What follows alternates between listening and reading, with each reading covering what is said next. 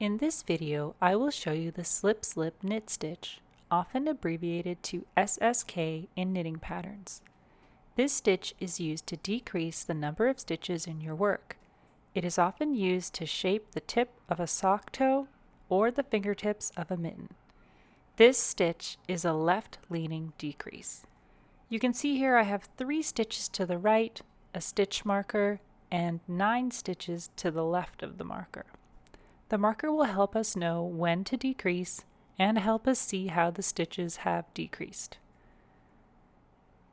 First, I will knit up to the marker.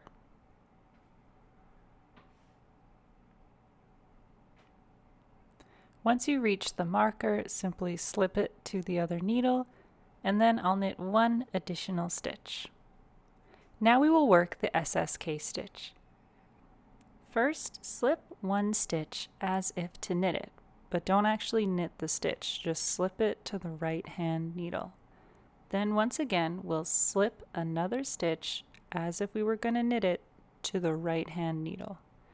Now we're going to take the left needle and stick it through the front of both of those slipped stitches. Then we will knit those 2 stitches together through the back of their loops. So it'll just be like a regular knit stitch with both of those stitches in it. Now we can just knit to the end of the row. With this type of decrease, the row after the decrease is usually just knit straight with no additional decreases.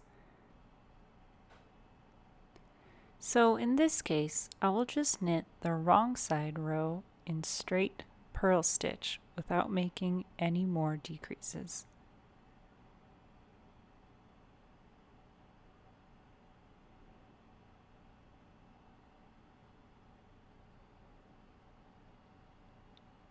Once again, on our right side row, I will knit up to the marker, then slip that marker, and knit 1 additional stitch. Then I will work the SSK stitch again. So I will slip 1 stitch as if to knit, or knitwise, then slip another stitch knitwise, and finally stick my left needle into both the loops that I just slipped, and knit them together through their back loop. Once again, you can just knit normally to the end of the row and knit the wrong side row in a straight purl stitch. I will repeat this pattern a few more times so that you can see the effect of the stitch when it's repeated. I've made a few more decreases using the SSK stitch. You can see that I now have a few stitches to the left of the marker. You can also see how repeated rows of SSK create this left-leaning line across the fabric.